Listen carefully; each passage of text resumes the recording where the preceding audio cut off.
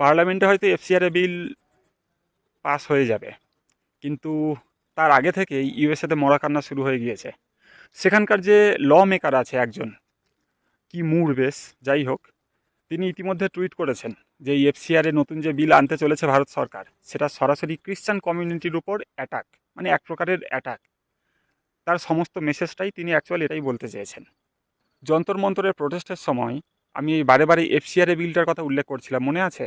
এখন দেখুন এই বিলটা কতটা গুরুত্বপূর্ণ, যে সেই বিল পাস হলো না, এর মধ্যে থেকে ইউএসের ল মেকাররা মন্তব্য শুরু করে দিয়েছে। এখন এই বিল পাস হলে কি হবে সেটা ভাববার বিষয়। আর শুধুমাত্র মন্তব্য করছে তেমন নয়, সেখানে রীতিমতো ধমকির সুরও রয়েছে যে যদি এই বিল পাস হয় তাহলে ভারতের সাথে ইউএসের রিলেশন নেগেটিভলি এফেক্ট করতে পারে। ইতিমধ্যে আমাদের বিভিন্ন রাজ্যের পাদ্রীরা এসে আমাদের যিনি হোম মিনিস্টার আছে অমিত শাহ, মাননীয় অমিত শাহ, তার সাথে গিয়ে দেখা করছেন যে তাদের এনজিও বা তাদের যে ফান্ডে কোনো রকম যাতে না হাত পড়ে সেই ব্যাপারটা দেখভালের জন্য ইত্যাদি আরও কথাবার্তা বলতে।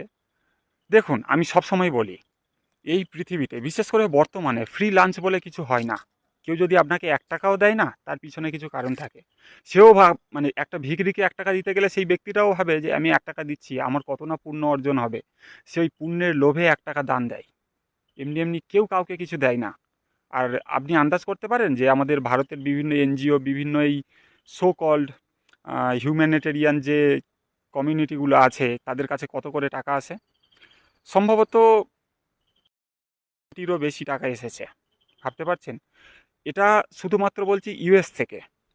আরও অন্যান্য ওয়েস্টার্ন কান্ট্রি, ইউরোপিয়ান কান্ট্রি থেকে কত টাকা আসছে তার কোনো কিন্তু হিসাব নেই। এত টাকা তারা এমনি এমনি দিচ্ছে আপনার মনে হয়, কোনো কারণ ছাড়া? এত ভারতের মঙ্গল চাই তারা, ভারতের এনজিও ভালো কাজ করছে, তাদেরকে এত ফান্ড দিচ্ছে এমনি এমনি, এতই সহজ?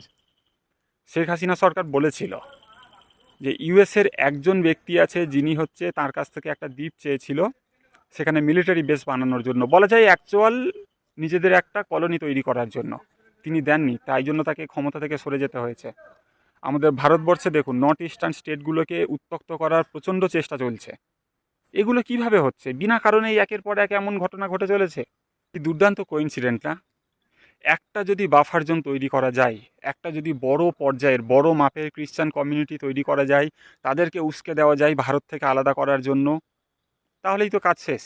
একটা ছোট্ট বাফার জোন তৈরি হয়ে গেল, সেখান থেকে তারা এই এলাকার, মানে আমাদের সাউথ এশিয়ার যে দেশগুলো আছে সেখানে ভালোভাবে নজর চালাতে পারবে।